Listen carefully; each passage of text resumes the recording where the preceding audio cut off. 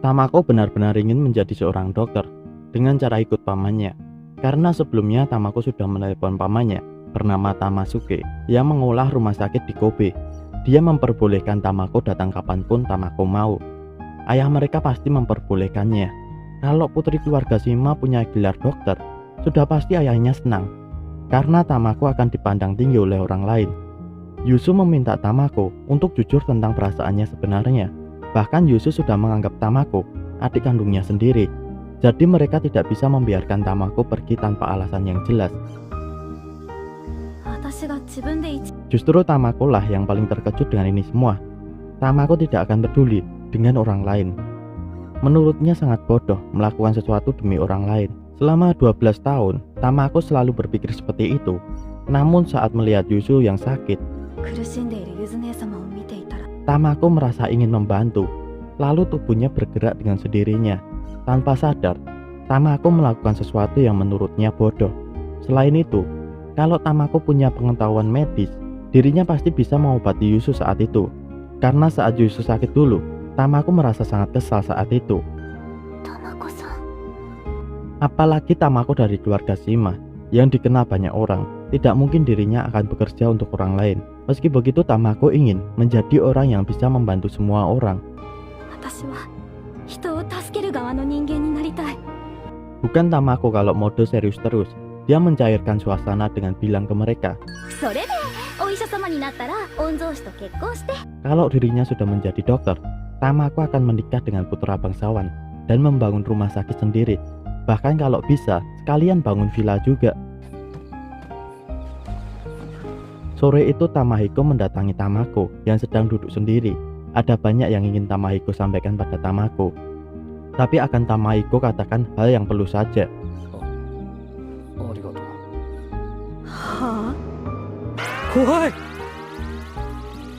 Maksud Tamahiko terima kasih karena Tamako sudah merawat Yusu dan juga dirinya merasa bersyukur Tamako sudah datang ke sini. Hal itu membuat Tamako senang, tapi dirinya masih gengsi dan meminta kakaknya tidak perlu sampai berterima kasih padanya. Saat itu Yusu juga nimbrung. Dirinya mempunyai ide yang cemerlang. Malam ini mereka akan tidur bareng. Tamako mengajak suatu saat nanti Yusu main dengannya ke Kobe. Itulah janji mereka.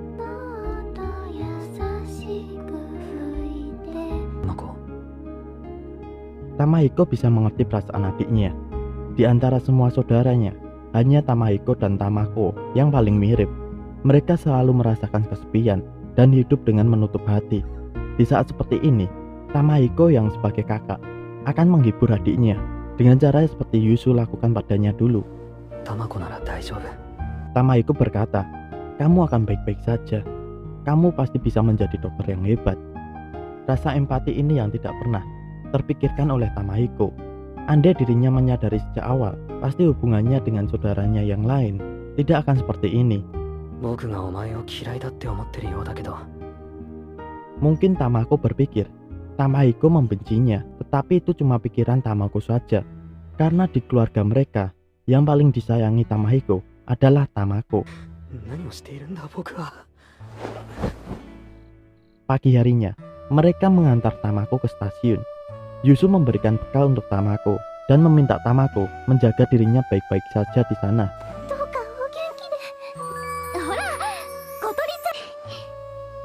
Tamako menyuruh Tamahiko mendekat juga. Tamahiko sudah berpikir pasti sang adik akan menceramainya. Tapi untuk saat ini berbeda. Tamako meminta lain kali tolong usap kepalanya secara langsung. Karena saat tidur, dirinya jadi tidak terkesan.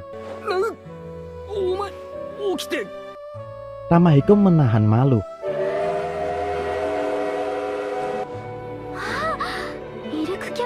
Tamako pun berangkat. Saat itu dirinya membuka bekal dari Yusu.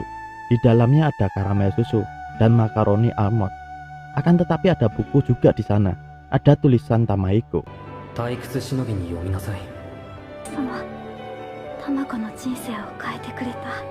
Yusu dan Tamahiko sudah mengubah hidup Tamako. 1 September 1922. Tamahiko berpikir, bukan berarti dirinya tidak memiliki harapan di masa depan. Lagi pula, di masyarakat dirinya sudah dianggap mati. Jadi agak aneh kalau memikirkan soal masa depan. Meski begitu, Tamahiko ingin bisa melakukan sesuatu, tidak peduli apapun itu. Saat ini Tamako juga sedang berusaha keras menggapai cita-citanya. Seperti biasa, si kucing seenaknya masuk. Saat itu juga Yusu membawakan teh untuk Tamahiko. Yusu sudah menamai kucingnya itu bernama Haru. Soalnya Yusu kasihan kalau selamanya kucing itu tidak punya nama. Hari ini ada pasar tumpah, jadi Yusu mau pergi belanja ke desa dulu. Hal itu membuat Tamahiko mengingat perkataan dokter waktu dulu. Saat Yusu berada di pasar, dirinya menjadi bahan gosip di kalangan masyarakat di sana.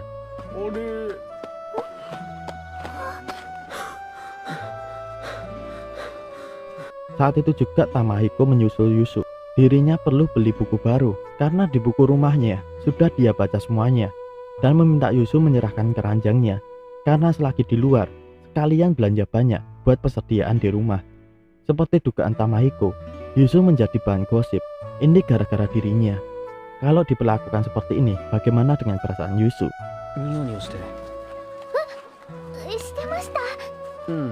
Saat itu Yusu senyum-senyum sendiri.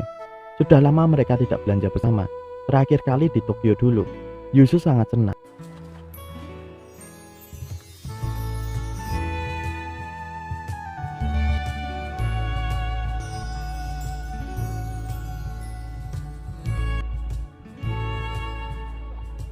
Dirinya mencari buku untuk menulis surat untuk Tamako dan Midori. Midori teman Yusu saat masih di sekolah khusus wanita dulu. Di sebelah mereka ada juga yang jual buku. Pas kali ada banyak buku yang Tamahiko ingin baca. Tamahiko sangat suka membaca buku. Hal itu mengingatkan masa lalunya. Sejak kecil Tamahiko sering ditinggal sendiri oleh orang tuanya, dan hanya buku yang menemaninya.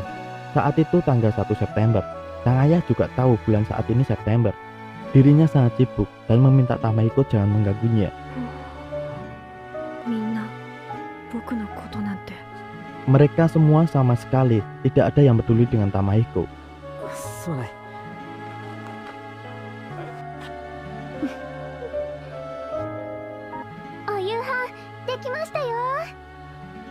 Yusu menghidangkan makanan yang mewah kali ini karena dirinya mengetahui hari ini ulang tahun Tamahiko.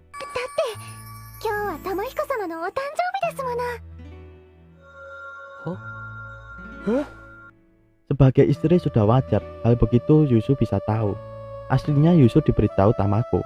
Kemudian Yusu memberikan sesuatu yang menurutnya bukan barang yang mewah, tapi ini hadiah ulang tahun dari Yusu.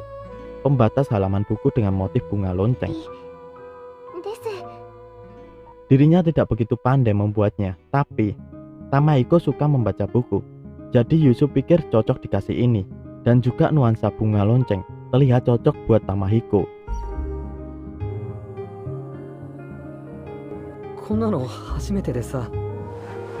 Tamahiko saat itu hanya diam karena ini pertama kalinya untuknya, sampai tangannya gemetar. Tamahiko mengingat masa lalunya. Di tahun itu Tamahiko sendirian lagi. Di hari ulang tahunnya tidak ada yang menemaninya. Lalu bayangan Yusu datang dengan menemaninya sambil tersenyum pada Tamahiko.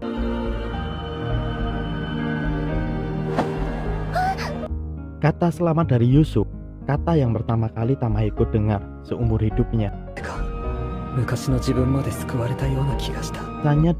Entah kenapa, rasanya dirinya di masa lalu jadi ikut diselamatkan. Tamahiko akan menjaga Yusu selama-lamanya. Maksud Tamahiko hadiahnya, tapi tiba-tiba saat mereka saling memandang ada suara dari luar dan seperti suara dari Haru. Tamahiko akan mengusirnya. Yusu dari tadi jantungnya tidak bisa berhenti berdetak kencang. Tamahiko juga merasakan seperti apa yang dirasakan Yusu. Jika dipikir kembali, jangan-jangan Yusu mengira Tamahiko ini pria yang aneh. Tapi emang dari dulu Tamahiko sudah sering dianggap begitu. Tapi ini pertama kalinya Tamahiko mendapatkan hadiah ulang tahun. Suara haru ada di kamar Tamahiko. Saat itu ada seseorang gadis yang bersama Haru dan sedang memegang buku dewasanya Tamahiko sambil makan permen karamel milik Tamahiko. Gadis itu salah satu orang yang tinggal di desa. Pembawaannya yang sangat tenang sekali ditunjukkan gadis itu. Tamahiko bertanya-tanya, siapa gadis ini sebenarnya? Rasanya menakutkan baginya. Gadis itu meminta Tamahiko tidak perlu menjaga jarak darinya, karena dirinya hanya ingin datang menyapa Tamahiko saja.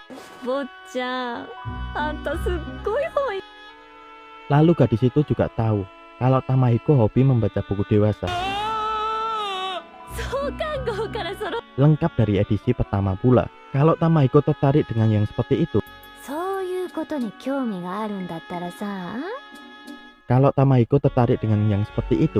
sang gadis mengajak Tamahiko main dengannya. Tamahiko tidak bisa menjawab dan hanya bau wangi yang dia cium saat ini. Semua itu hanya bercanda. Sang gadis pamit ke Tamahiko. Untuk hari ini sangat menyenangkan baginya.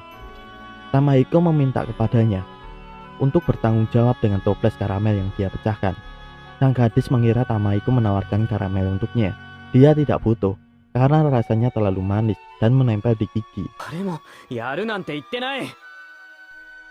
Bukan itu yang dimau Tamahiko sampaikan, tapi kelanjutannya untuk si gadis bertanggung jawab dengan toplesnya. Saat itu juga si gadis berhasil kabur. Yusu datang dan bertanya, apa Haru baik-baik saja? Tamahiko sudah mengusirnya, tapi toples permen karamelnya pecah. Tamahiko meminta Yusu tidak perlu khawatir, mencegah Yusu melihat koleksi buku dewasanya Tamahiko. Dengan mengalihkan topik pembicaraan tentang hadiahnya Yusu. Saat Tamahiko ingin menggunakannya, hadiah itu tidak ada. Segera Tamahiko pergi mengejarnya. Cuma itu hanya itu. Tamahiko tidak peduli dompetnya hilang. Cuma pembatas buku itu yang harus Tamahiko ambil, karena itu adalah hadiah dari Yusu yang sangat tulus. Saat itu Yusu mengetahui ada bau perempuan selain dirinya. Si gadis itu terlihat senang karena Tamahiko terlihat polos. Sampai-sampai tidak sadar dompetnya diambil olehnya. Si gadis baru menyadari bukan hanya dompet yang dia curi, tapi ada alat pembatas buku dan motif bunga yang dia tidak tahu.